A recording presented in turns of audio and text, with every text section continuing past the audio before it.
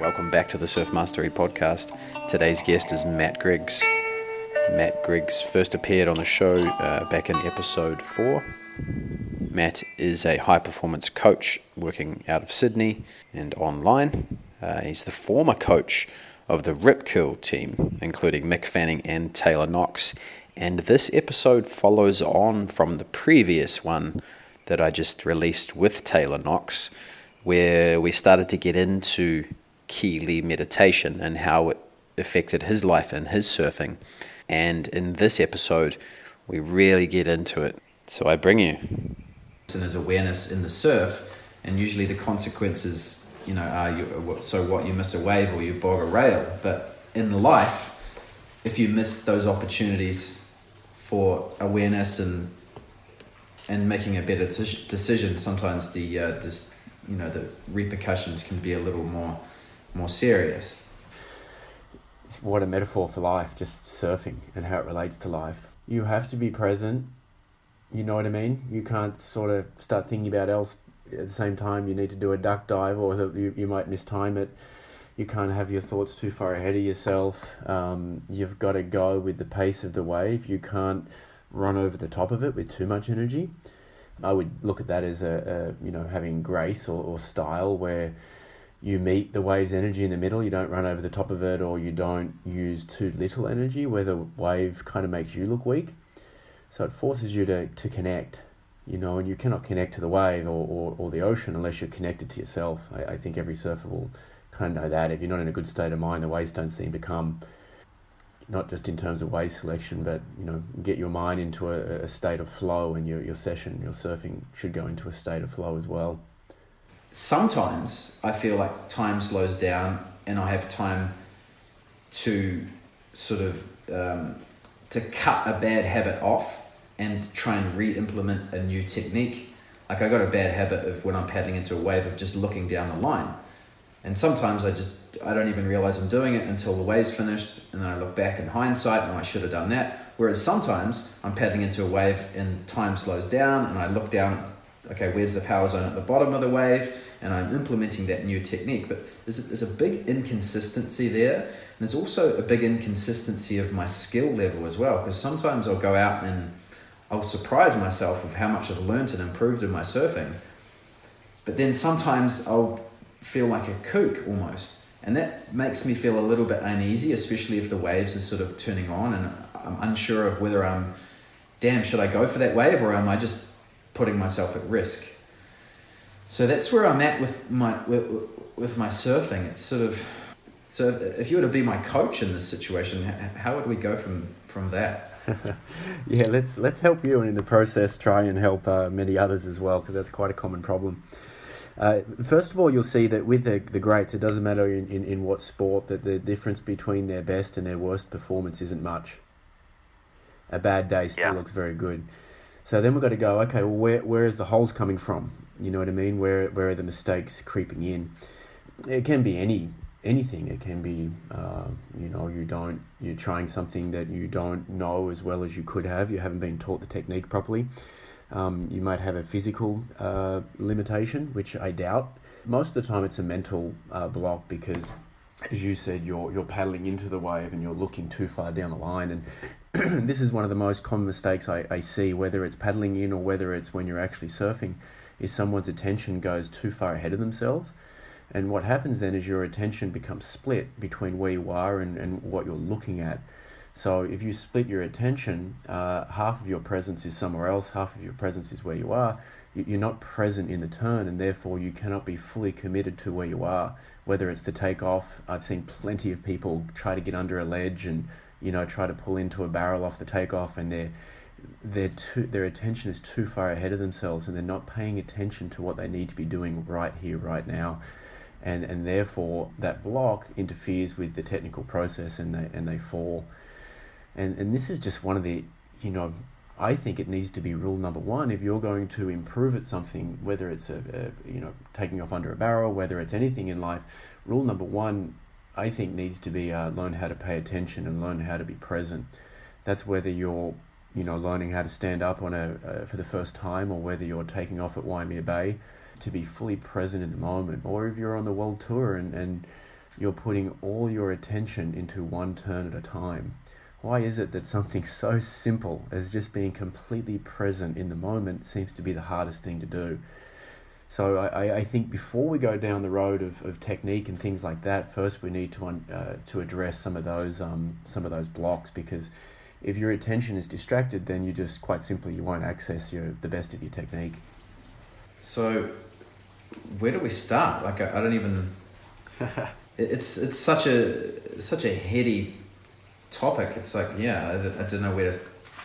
Please continue. No worries.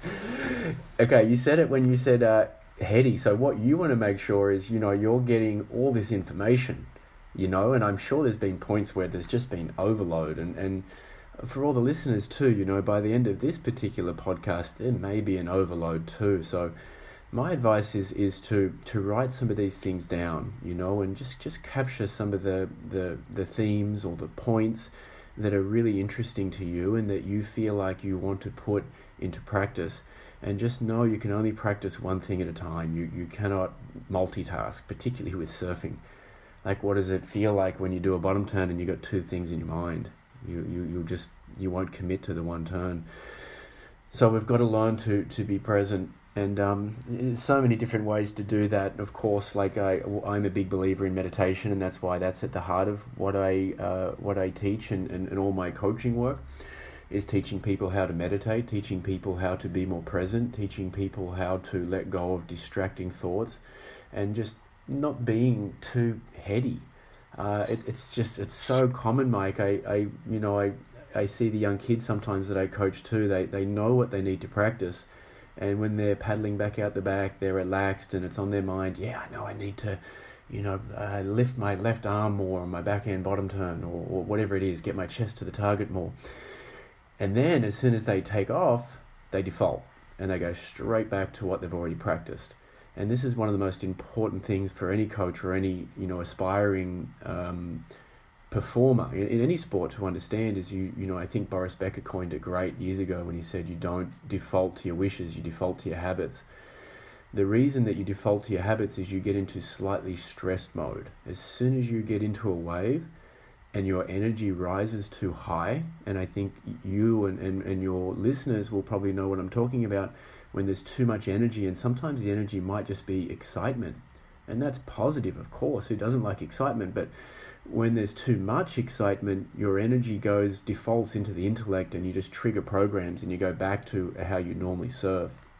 So what we need to do is to learn how to calm the mind and access what it is that we're trying to do, which is a new experience. Because remember, the new experience isn't in your head. In your head is all the old ones. That's all your memories and all the programs that you've developed over the years, because that's how the brain works. It's like an organic computer full of programs. So we want to start deleting programs that don't work or refining the ones that do, i.e. making them better. And one of the things I've been talking about lately, and I'm sure you'll probably have a giggle at this, there are many people that I've seen that have surfed for a very long time and they reach this point where you would call terminal mediocrity. They just don't get better. Isn't that in life too? A lot of the time where people tend to get good enough and then they kind of just pause there, and I don't know, they either don't push their limits anymore or they're just not learning anything new.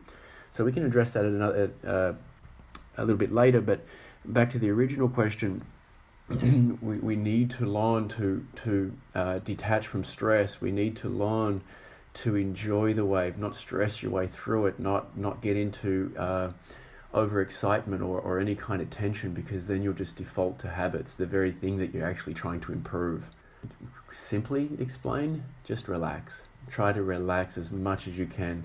That is when you'll access your best. When the mind is completely relaxed, you'll have more access to feeling, because we feel balanced. You'll have more access to connecting to the wave, and your head just won't get in the way. I think every surfer knows when you finish a really good wave, you weren't thinking at all. You were just in the flow, in the zone. You're sitting at the back, you're feeling calm and relaxed. You feel like the next wave you catch, you're going to be able to have plenty of awareness. time's not going to speed up, you're going to stay calm.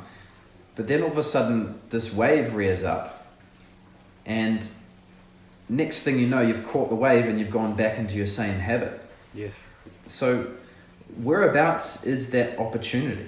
Like, do we need to have a more relaxed awareness around that time between when we decide to paddle for a wave and we take off? Can we break it down into something smaller that we can sort of think about and talk about more? Is that the time window we're talking about? Yeah, absolutely. If you, I don't know, let's just pick a turn. Like, tell me a turn you're having trouble with at the moment that you intellectually know the answer, but you just haven't been able to put it together yet. Oh, well, I've been working a lot on the bottom turn. Yep. And what do you feel like the problem is, or what's the block? Like you said, the excitement of like, OMG, I'm on a wave. Like, like that preciousness of a wave, and it's sort of, sometimes it won't be till my second bottom turn. And sort of, I've gotten over that excitement and that, and then I realise, I've just reinforced the bad habit of in the first bottom turn. Yes. Yeah, you become aware. Too late though. Yeah, too late. That's why, if you're on a longer wave, usually by the second or third turn, you're starting to get into the zone a little bit more. Why? Because you start to come down and you start to become more aware of how you're feeling on the wave. So it'll help to sort of have an understanding of how the mind works to really paint a picture here.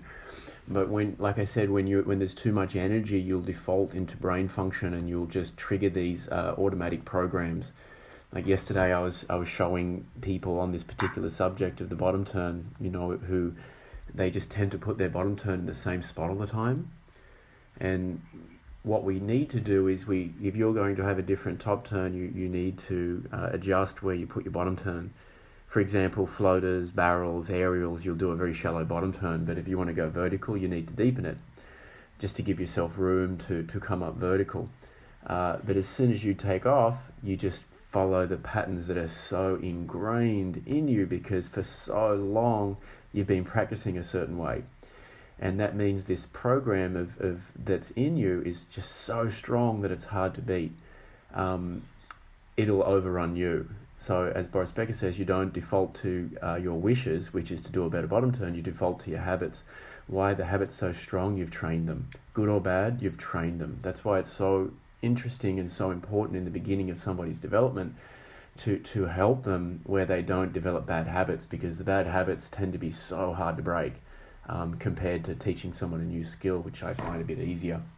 So what you need to learn to do is just to be as relaxed as possible, and just in your mind that, let's just say you're trying to get lower to initiate the bottom turn, or you're trying to get deeper, or whatever it is you're trying to do. Many, many different things to talk about when it comes to the bottom turn. That's the only thing you want to have on your mind. And you want to be calm about it. As soon as there's too much energy, you default to your programming. So you want to be as calm as possible, and then you'll access awareness, the awareness that you don't have until second or third turn. But who has the luxury of some of these long waves where you have that long to figure yourself out? Most of us have beach breaks that are, closing out, and you've got to get it right straight away. And in this limited time window, like you're in a surf for 2 hours and you're probably only riding waves for 2 minutes of those 2 hours. In these tiny little windows, you've got to step up. And if you put pressure on yourself, you'll step down. If you have tension, you'll step down. And the step down is just you'll default to your habits. You'll surf the way you've always surfed. So the most important times is when you're actually on the wave, of course. The same as, when I'm coaching the competitors on the world tour, Mick, we always used to say the most important decisions you'll ever make when you're actually in a heat. That's when you need to be at your calmest.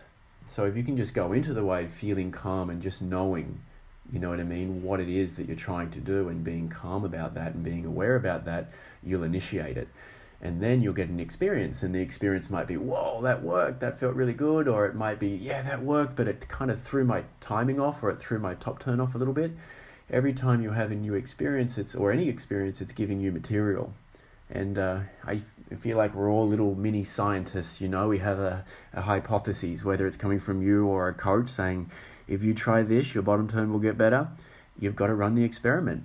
Unless you run the experiment, you just get in your head and you're thinking about it without actually experiencing the improvement. You run the experiment and then you got some material. Yes, this works, this doesn't work.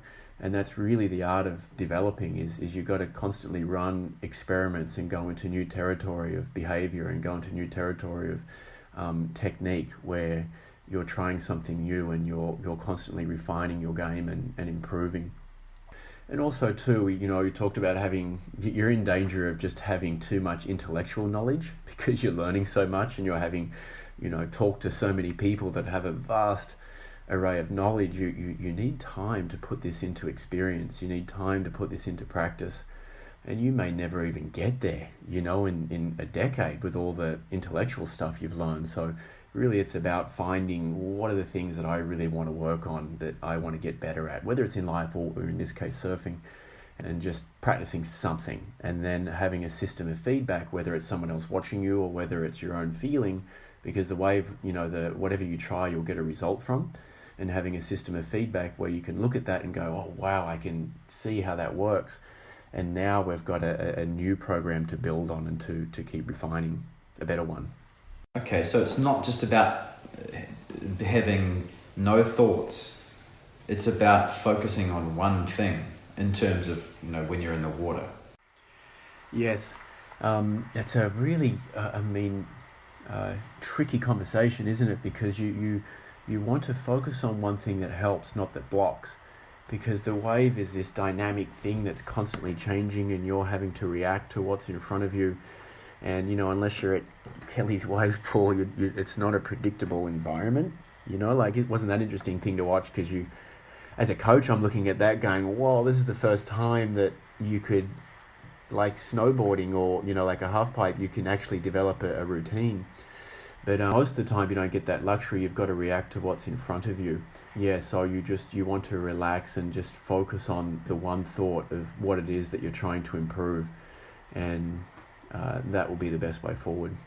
Because you can feel one thing, we don't want to get into our head. You'll break flow. We want to get into the mind and just feel. And you can feel one thing at a time. So just pick one thing and focus on how it feels and feel your way through it. And then you'll develop a closer awareness of what's going on between your board and the wave. So I'm not just focusing on something logical as in put my surfboard here on the wave and looking to do that. I'm looking for a bottom turn that feels more efficient, that feels faster. Yeah. Again, if you want to use the language of feeling as much as possible. So if you do you use that when you coach as well, the language of feeling? Yes, absolutely. Even so, if I'm teaching a movement, like say a wrap, like a big carve, at some point of the wrap, if it's going to be really big on your forehand, you've got to open up your body. So I'll get them to actually do that on the beach and feel it. If they just think about it, it doesn't really help. You've got to know the feeling. And sometimes too, if you're learning something new, just slow it up a little bit. Don't try so hard. Because trying hard, you tend to get in your own way. And like I said earlier, when you have too much energy, you default back to your habits. This is in surfing, in golf, in anything. So if you're trying something new, my advice would be is to lower your energy by about 20%, maybe even up to 30%, and just feel the motion. Just feel in the simplicity of what it is that you're trying to do, whether it's the wrap of opening up your body, whether it's the crouching down to start the bottom turn and lifting the body up into the bottom turn. Just get a feel for that, and don't push it so hard, because if you push it hard, you may push in the wrong direction, and if you use too much energy, you'll probably default back to your habits, which is that frustration that everyone seems to have when they know what they need to work on, but they keep surfing the wave exactly the same as they used to. As soon as you say, dumb down the energy 20 to 30%, the objection comes into my mind of, well, it kind of feels like that would slow me down. Yeah, I'm talking, obviously we're not dumbing down, we're just relaxing your energy a little bit. like I said earlier, when your energy is relaxed, your capacity to feel is greatly increased, because you want to be able to feel the body and feel the wave. So it's not dumbing it down, it's just relaxing your energy. And I think everyone will, if they flick off a wave, and if I say, okay, so what was your energy mentally? Not physically, because physically you want to go fast, but mentally you want to learn to relax and have finesse. Finesse is the ultimate form of power, and where you access the ultimate form of movement. You want to have, most of the time, less energy. Most people just surf with too much mental energy, and that leads to rushing, leads to mistakes, and leads to triggering old programming instead of practicing the new ones. So I would relax your energy, and you know you're surfing better than anyone, so just know to yourself, okay, I know I need to just relax it by about 10%, my mental energy. Just relax it a little bit. Not dumb it down, just relax it where I'm really... What is that? I'm not sure what that means. Like, what does it feel like to relax one's mental energy? Have you ever seen someone in a meeting, or when they're just nervous, or they're trying so hard and they're just using too much energy? Or have you seen someone in a wave where they're doing the same thing? They're using too much energy. And when they're doing it, what will happen on a wave if you're rushing, because that's usually the byproduct of using too much energy, you'll end up surfing in the middle of the wave and you'll just bolt out to the face because you're rushing. The best surfing is top to bottom, so you need to be able to relax to be able to do that as well, to go straight down, straight up. And this is why, the understanding of the mind is so important, because so many mistakes are just the mental mistakes. They're not actually technical ones. I can say to someone, you need to deepen your bottom turn to get more vertical, but they just rush so much, which is a mental thing, that they just bolt out to the face. And this becomes the program that's hard to break for them. So all these things need to be coupled with some proper mental training. Otherwise, I'm just going to keep having questions like the one you're asking, like, how do I do that? How do I relax? How do I know the difference between thinking and feeling? We need a foundation of understanding, that's where the basic principles of the Kelee come in, where you can have a simple understanding of how the brain and all its programs work versus the mind and the subtle energy of feeling and instinct. It ultimately just feels like connection, because if you raise your energy, the energy tends to block. It forms as resistance or a block between you and the wave. When your energy is at its most relaxed, there'll be a connection between you, the board, and the wave, and then you'll ultimately feel connected to your best, connected to the wave, i.e. you read it really well, like you flow with it, and it'll just be a feeling of, I got that right. And everyone loves that feeling, right? When you pull off a wave and I got that right. You were right there in the zone. Is having less mental energy, does that mean that you're less aware of your thoughts and more aware of your feeling? Yes. Okay, so then all of a sudden all of the sensory awareness from the way your board feels, the way your body feels, becomes louder than all of the thoughts about the future and the past going on in your upper brain. Does that make sense? Absolutely. Yeah, the more relaxed you are, the more connected you are. I think everyone knows that you're at your best when you're the most relaxed. So what we need is some mental training and some understanding of, well, how can I understand where I'm, focusing from, or attention itself, and be in control of when I need to up it and when I need to just drop it a little bit.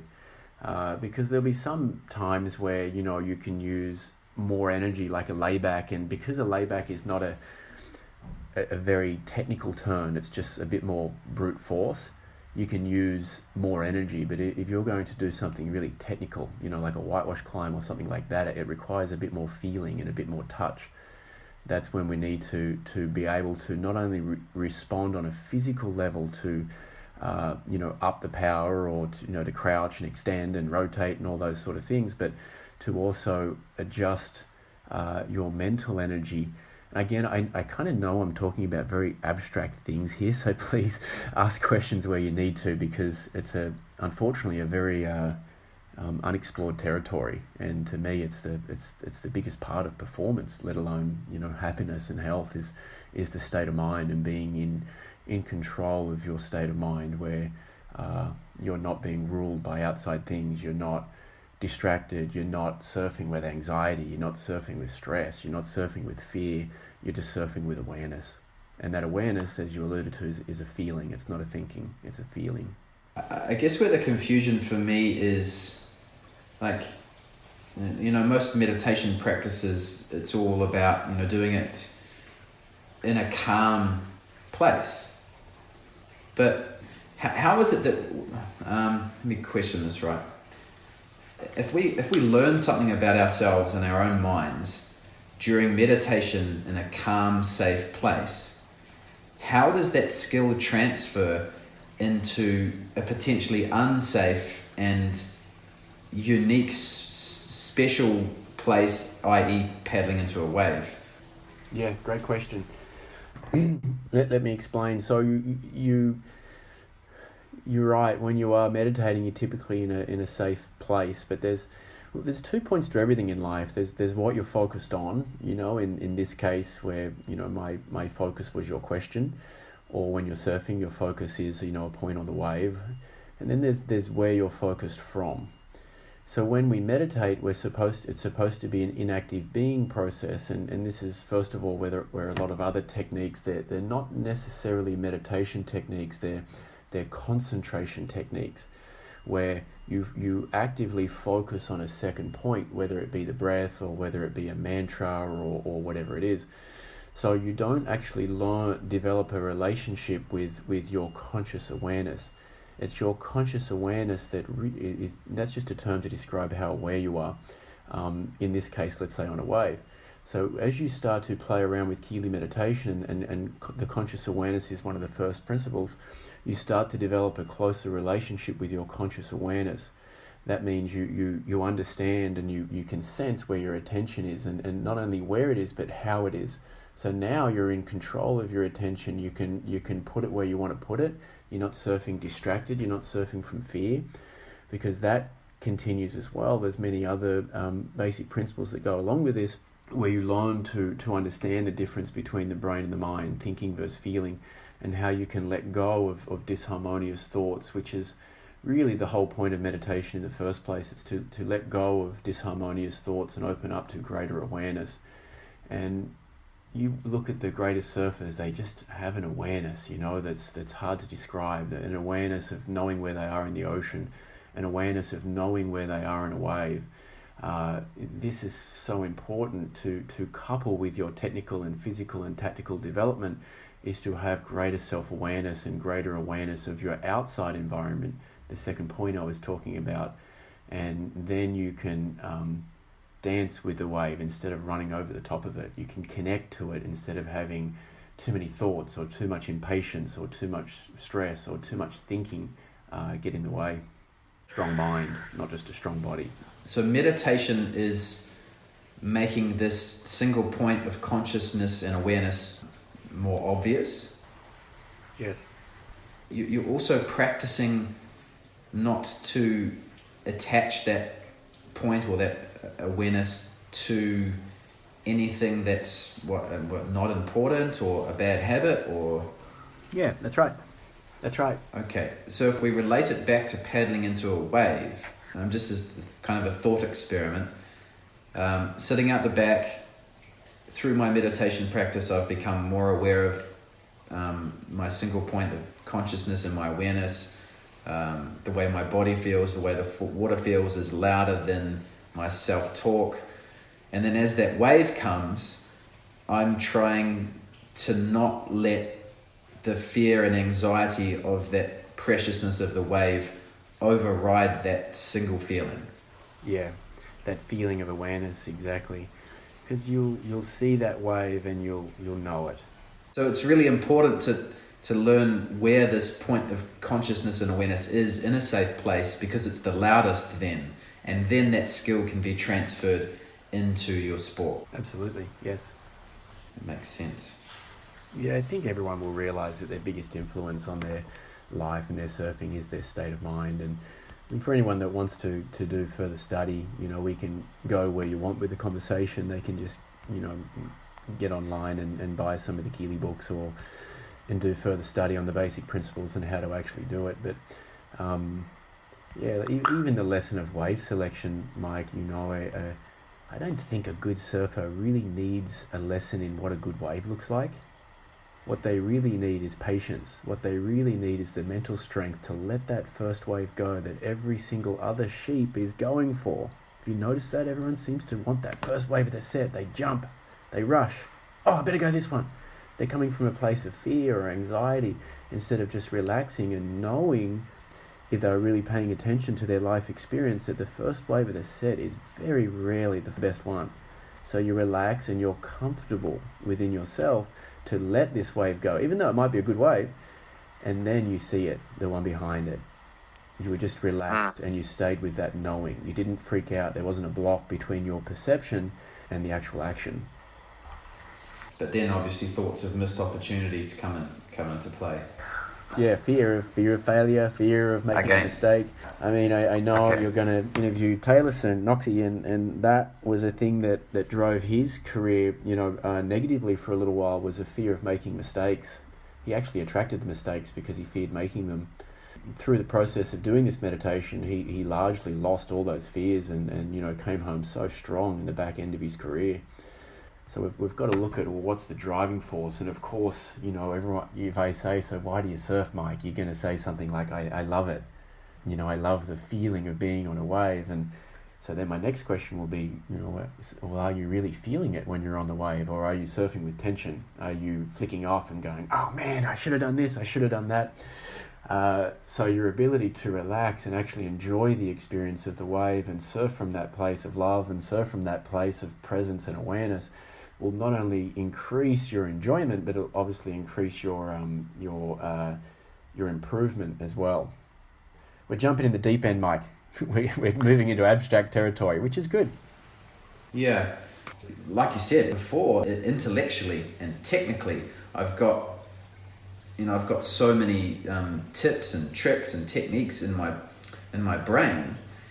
It's, I guess, like you were saying before, I've got to choose one of them and really just focus on that. But more importantly, I have to have the awareness to not let those bad habits and those fears become louder than my awareness point and what I'm focusing on. And meditation is it sounds like you're basically saying meditation is I guess not the only way, but it's certainly a proven way. It's absolutely. I mean, from meditation, you get a calmer state of mind, you get more awareness, you get less stress, greater energy, returning to the immune and the nervous system, and you certainly can't get that from a pill.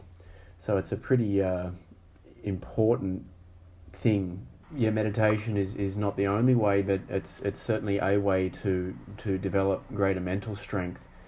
The way I see it, you how you get stronger in the physical body is via resistance training.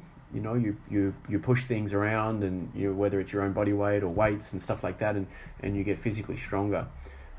Strength in the mind is your ability to let things go. So your ability to let go of any fears, which is the biggest block to performance. Your ability to let go of excessive tension or nerves or doubt. In my session yesterday, I ran with a bunch of kids. I said, so do you feel like you do your best surfing in front of me? And they all just laughed at each other and went, never. I had the best surf yesterday, and God, I don't know what it is. I said, well, let's look at that. What is it? I said, maybe I just put too much pressure on myself. And the next kid said, I don't know, I surfed good yesterday and I was trying to repeat that, but the waves were different today. So these are all mental things. They're putting pressure on themselves. They're trying to repeat a performance that was, they were aware of some of their blocks. They were saying, when I'm surfing by myself, I always seem to be, at my best. I surf good. And I say, well, what does it feel like when you're by yourself? I don't know. I guess I feel more free. So what happens when you're surfing in front of me? It's not like you've all of a sudden become a worse surfer. You've just started to put pressure on yourself or try to be more than, or you've raised your energy to try to be better than you feel, and all of a sudden we get all these blocks. The technique and surfing is really just the relationship between you, the board, and the wave, and that's where your attention needs to be. But if you have a mind that is easy to fear or easy to go to stress or self-doubt or putting pressure on yourself or whatever it is, then all of a sudden we have a block to performance. So that's why I feel it's just so important, to have a way to improve technically where you can understand how to improve the movement of your body and its relationship to the wave, and get in the gym and move your body around in a way that makes you a better surfer, but also get in the mental gym, do some meditation where you become more fearless and you become more aware. And that to me is the greatest mental attributes, is greater awareness and less fear.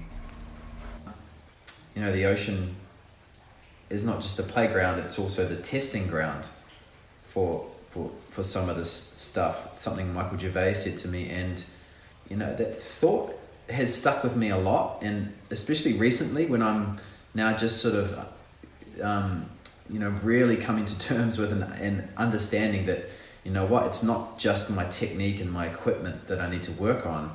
I've got to work on the ability to use this information and to grow as a person.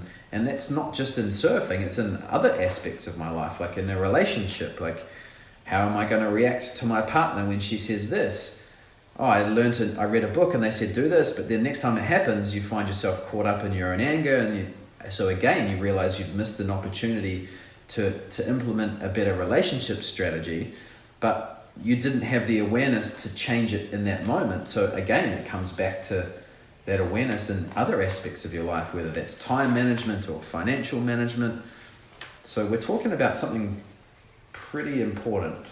Yeah, and that's where I like to go with my sessions these days. I've had the luxury of, having a lot of good people come into my world that I've helped and that I've worked with, and these days I'm so big on this. If it doesn't relate to your life getting better, then why do we do it? And we're so fortunate to have something as amazing as surfing that absolutely makes our life better, and on so many angles. Because, like you say, if we didn't surf, would we take as good care of our body as we do? Probably not. I'm 41 now, and I take good care of myself. I want to be surfing with my kids, and taking off under the ledge at Voodoo when I'm 50 and 60. Unless I trained and unless I took care of myself on a nutritional level, and unless I did all these things, I wouldn't get there. So it becomes a great motivating factor to keep healthy, is to stay in the ocean, because we get so much joy from it. And if you have any anger in the surf, I'm sure it's going to turn up in other places of your life too. So it's really just another, what you bring to the world, you bring from within. If you have awareness, you'll bring that to the surf, you'll bring that to your relationships, your children, your work. If you have ego or anger or self-doubt, you'll bring that as well. So there has to be two-pointed learning all the time. Learn about your outside environment, learn about the ocean, learn about equipment, learn about people, learn about things, but then learn about yourself as well. Because if there's no self-awareness, we're starting from a very poor foundation.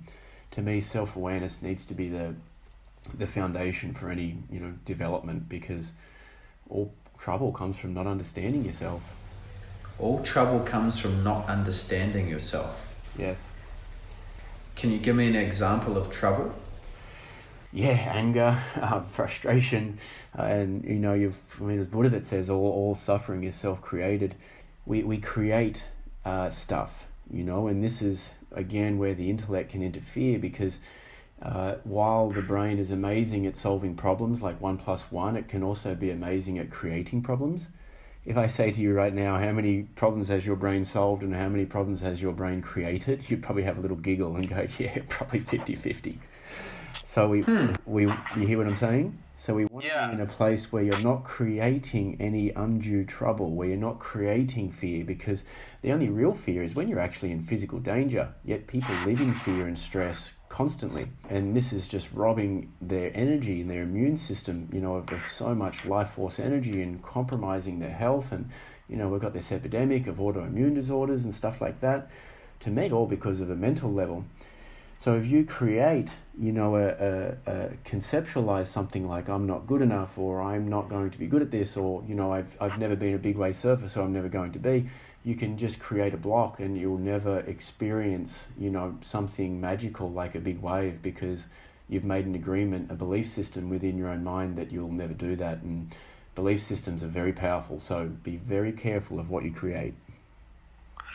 Okay, so when you say misunderstanding, that's you're talking about like false beliefs. Yes, exactly. Yes. But keep in mind too, you can't just, surfing is so damn difficult, you can't just, someone can go on a golf course and pick up a club and hit a ball, and they might just fluke a hit down the middle, with no training, but I doubt they could keep that up. You can't just wax up a 9-0 and paddle out sunset, you know what I mean, and take off on a wave. It requires a lot of training and a lot of practice. So it's very difficult to be good at something the first time, but we live in unfortunately, a very judgmental world where people are self-critical, other people are critical on them. And if you try something and someone, is critical or laughs at you or something, all of a sudden someone makes an agreement in their own mind that they're not good at that, or that they've got a bad style, or, that they'll never be good at surfing. And this can just haunt them their whole life. And all of a sudden they're not thinking big, and they suffer from that terrible affliction of terminal mediocrity, because they just couldn't see themselves getting better than their current vista. So we need to open the mind to see what's possible. We need to understand what's possible in our development, and then we need to be fearless in our pursuit of putting it into action, and never feel bad. If something's not working, try not to turn on yourself with negative energy and feel bad about it, which is a very common thing I see in the young ones that I coach too. They feel bad if they make a mistake. They feel bad if they, lose a heat, or if they, it's all just life experience. And all we want to do is to understand and learn from the experiences that we're having, and based on that material that the life experience is giving us, we should learn something, and based on that learning you've got something else to try, and you have new actions, and this is how we develop and bust out of that terminal mediocrity and keep improving. How do we identify our main blocks? Calm your mind right now, Mike, and just think of a time when I don't know, you weren't bringing your best, or that you were getting in your own way in some kind of capacity. And what is it that comes to mind? Yes, straight away today. I was just, I'm thinking in terms of surfing. I was slow on a wave, and I realized that basically it was just a small wave, and it didn't demand a lot of focus. And then I realized I was focusing on my job list for the day. Yeah, so it became a block, right? And now let's say you gave, 40% of your attention to your job list for the day and 60% to the wave. You've just spread your attention out, or you've split it. It's fragmented between two things. So you're not bringing as much energy to the equation, hence you're going slower. So that's just a bit of brain chatter getting in the way, where mindless thoughts are interfering with present day living. And if we go back to the example of surfing, such a beautiful metaphor for life, if that's happening in surfing, I'm sure that's happening in your life, where you're in one place but you're constantly thinking about another. So again, if we're going to develop ourselves personally and professionally, no matter what your craft is, even if we look at this beyond surfing, because I do so much work in the corporate space now, we need to learn presence, and we need to learn to pay attention, and to be in the moment. And this is just I hope it doesn't sound woo-woo to people, like the old be present thing, but that's the flow. And we want a place where we're in the moment. We're not, mindlessly drifting away from it because of brain chatter or because of fear or doubt. You're just relaxed in each moment, and that's living your life. And that's when you're connected. If you're thinking about a to-do list, you're disconnected, to a degree, and that compromises performance. So while we have to always have, on the outside, protocols or behaviors that up your skill, it's really two things. It's behaviors and state of mind, is to develop better behaviors and to develop a strong state of mind that can support that. where you are present and you are focused and you're having a good time. Your mind's wide open and you're right there. Like, I mean, I'm sure there's been times you've been out the back and you've seen a pod of dolphins and other people don't even see it because they're thinking about work that day. And a beautiful life experience has just gone by and they didn't even see it.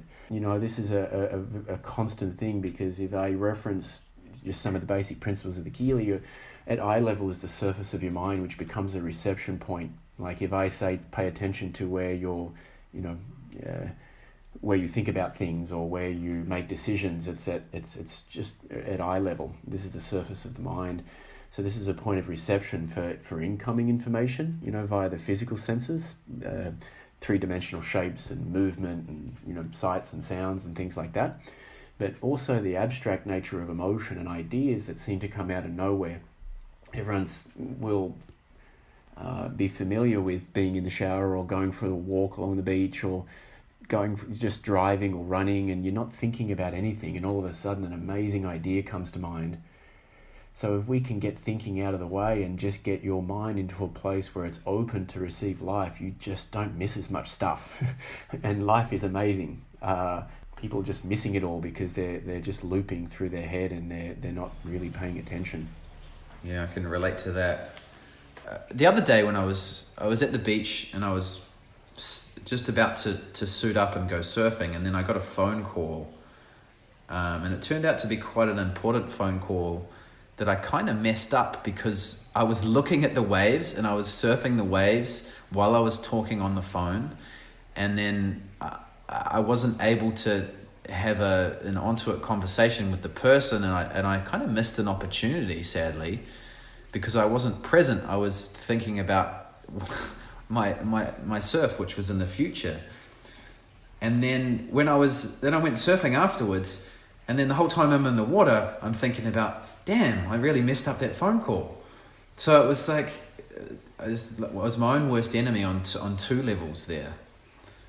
Without training, your awareness drifts. It drifts towards thoughts that aren't important right now. It drifts towards anything because people they're so easily distracted. Like a big thing in the world is absenteeism, and I mean, God, just think of your work day, and you're there for, let's say, 8 hours or whatever it is, and how much of that time are you completely present and in the moment?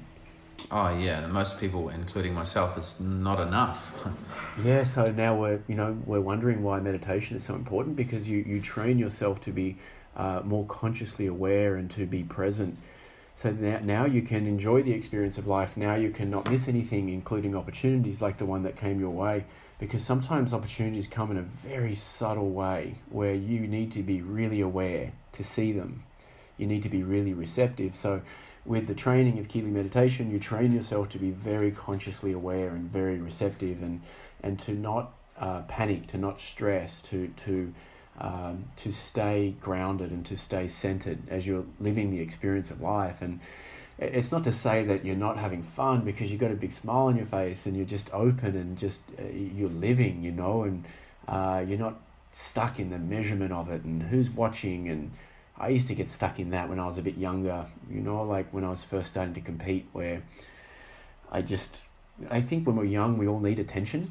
It's part of, without it, you wouldn't survive in the beginning. But as you start to become independent and you start to detach from that, it becomes a very personal and a very private experience, your relationship with the ocean. It's not about who's watching you. It's not about, like in my days of being a professional surfer, you're sort of doing it for a second point. You're doing it for sponsors or people, and it can become very confusing.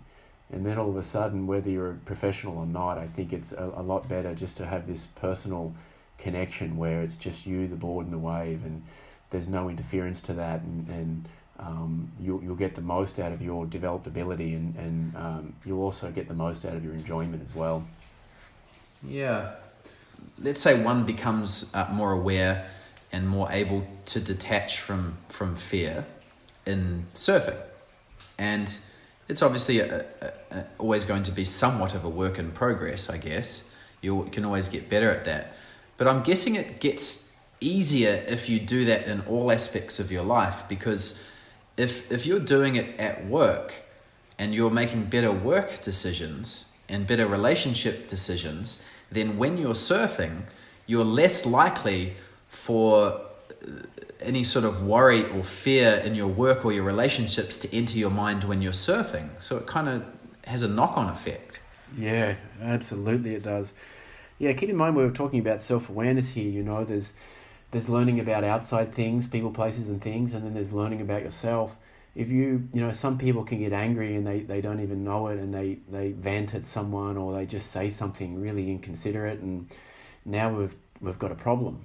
But if you were aware that you had some anger inside and you had enough self-control to not talk with that or move with that, you've just saved yourself some unnecessary karma, and you can control your mind and relax it, and then engage in the life experience when you've actually got something good to say, rather than just venting all the time with opinions and with heat, you know what I mean? Frustration and whatever else, because, you know, the world needs to evolve right now, doesn't it, Mike? And you know what, the mind precedes everything, because if you're going to become a better surfer, you need to care about your surfing. If you're going to improve your health, first you need to care about your health. If you're going to improve your relationship with your wife or your kids or even your work, first you need to care. So you develop these mental mindsets, you know, of care and of composure and of wisdom. And that replaces the lesser states of mind, which tend to rule people without enough training, which is frustration and impatience and anger and, you know, distractions and things like that. Like anything in life, there's what helps you and what doesn't, and our pathway is to know the difference. And this is not just on a technical level, like knowing that a certain technique won't go anywhere, and also on a mental level, knowing that anger is not going to take you too far. Yeah. Wow. We're in the deep end, Mike. Yeah. It's awesome. I'm certainly inspired to pick up my meditation more now, that's for sure. Let's learn to swim in the depth and to enjoy the whole range of the life experience, you know, to open our mind to experience more of not only the ocean, more of not only our bodies in terms of technique or physical health, but more of our mind in terms of mental health, and just not living with stress and not living with impatience or whatever else it is, and just being another caring, kind, considerate, compassionate dude in the world that, you know, is helping the world and is helping people, and that to me is a beautiful thing, because you're improving on all levels, you know, with who you are as a person and what you're bringing to the world. And also what you're doing with your skill and knowledge, whether it's to do with surfing or whatever else your craft is in your line of work or other things that you like doing. Yeah, it's my head's kind of spinning at the moment, but let me leave the listeners with one. I don't know if you guys or the listeners listen to Tim Ferriss at all. He said one thing that almost all of his guests have in common is that they meditate. I thought that was interesting. Yeah, and it's cool that we live in a world now where people are open to talk about it, because I've heard, you know, other podcasters like him or like Dave Asprey, you know, doing big corporate events with 50 odd people that are high-flying CEOs, and you'll ask a question, so who in here meditates? And every single hand goes up. And then you'll say, so who talks about it openly? And maybe only 20 to 30% go up. It's because it was met with ridicule. You know, I know I certainly was met with a little bit of ridicule when I started talking about the mind, because it's, I was met with ridicule when I started talking about physical health 15 years ago. Everyone thought, don't you just surf? Isn't that how you get physically fit? But there's resistance in people, and, you know, in time and on time, everyone develops, and without mental training, and this, you know, meditation's been around for an extremely long time, and I mean, spiritual counsel's been along for an extremely long time. Every ancient culture, every, society had like an elder, you know, a wise counsel, so to speak, that would always educate or always give wise counsel on things that really matter. And all of a sudden, that's been replaced with things like religion and politics, which are, I don't know, there's a lot of knowledge there, but not necessarily a lot of wisdom.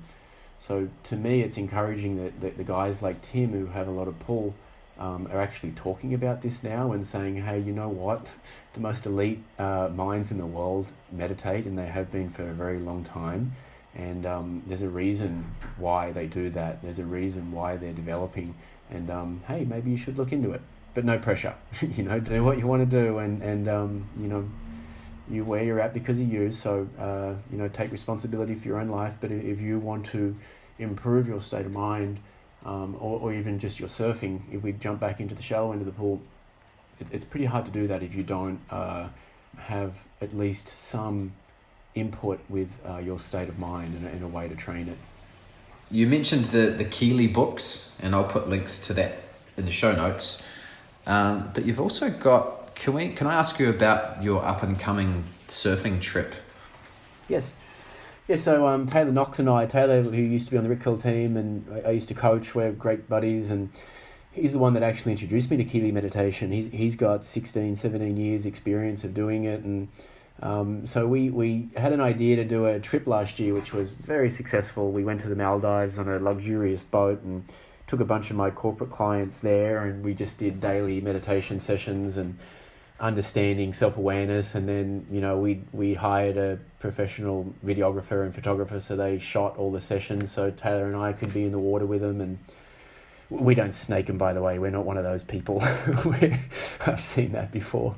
We're just on the channel and we're giving encouragement and helping them. So yeah, we're doing it again this year in September. We because of the success of last year, we put on a second boat, and I think there's 5 spots left. If people are interested, they can contact me via my website, which is mattgriggs.com.au, and check it out. Yeah, it's a luxurious boat in the Maldives, surf, health, meditation, and really discussing a lot of the things that we're discussing today, things that are important, and things that are fun, and of course we have a good time in the process.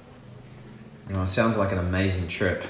Yeah, it's wow. Cool. A lot of the crew were saying it was, even Taylor actually said that could have been one of the best trips of his life, and we didn't even really get great waves, at least in Maldives perspective. It was great fun, but it can get better. But everyone just came away with such a good feeling, and a bunch of like-minded people all coming in with just openness to learn more about the mind and meditation, and improve their surfing. It makes for a great trip. It's really good fun. Yeah, it sounds amazing. I saw the video you got online and just got me frothing. And now talking with you is like, wow, you get to work on not only your technique, but also the foundation, the awareness as well. It sounds like a trip that could definitely change not only people's surfing, but the way they approach all aspects of their life. Absolutely, because you've got all these, it's pretty expensive, disclosure there, because it's a pretty crazy good boat. So you've got these CEOs that have, you don't get to that level, whether it's Mick being world champ, or whether it's, the guy that made that video was the CEO of Facebook in Australia and New Zealand. You don't get to that level without having challenges, and without knowing yourself, and without having great processes in place. And what ends up happening is you have these great open conversations, not only from Taylor and I as we teach, but between each other, where someone might, say a problem, and then someone else will go, oh, I've experienced that, and this is what I found really helped me. So you get all these sideline conversations and this really non-judgmental openness learning environment it's just inspiring. I love it. I wish the world was like that all day, every day. But when you get a bunch of like minds on a boat that's really open to learning, and people open to helping, it's not competitive at all. It's great. Learning is accelerated. Yeah, well, it sounds amazing. And it's also, you mentioned Taylor. Just the last couple of edits he put out, I swear he's surfing better than he was during his momentum days. Yeah, isn't he? I can remember times when I would be coaching those guys on the tour back in the day when I had that job, and it might be really small and or not that great, and not, I don't know, we've done enough work, and Mick and Taylor might say, Griggsy, why don't you just come for a surf with us? I feel like we've done enough work for the day. And I can remember times where I go, you know what, I actually just love watching you guys surf. It's beautiful. So I'm choosing to be here. I love watching you surf, and you know, when I go away with Taylor again, I'm reminded of that. He's such a good surfer, and it enables me to use him as an example. So if I'm teaching, you know, a wrap or a high line or a cutback, I can just wait for Taylor's next wave, and he's the perfect example because he's such a technician. Yeah, and then he'll give his, you know, take on it as well, and yeah, he's a great surfer, and you're right, he's still improving. Yeah. Oh, wow. Okay, Matt. Well, what was your website again? Just my name, mattgriggs.com.au. Yeah, that has all the stuff that I do and that I am, and feel free to check it out. And you know, I want everyone to know too, you know, this can be a private thing. You can reach out for help, and I can certainly coach you, and, you know, or you can pick up books, but just hopefully we've tickled some curiosity today, you know, and opened up people's minds to be more fascinated and wanting to explore that part of their life. And I sincerely hope that they do, and if they want help, help's there, whether it's me or whether it's somebody else. And it's just a beautiful thing knowing that help is there, you know, no matter where you're at in life. And so, yeah, thanks for having me on, and thanks for allowing me to share some of the things that I've learned in my pathway so far. No, thank you for your time, Matt. I really appreciate it. Until next time, thank you. Thank you. See you guys.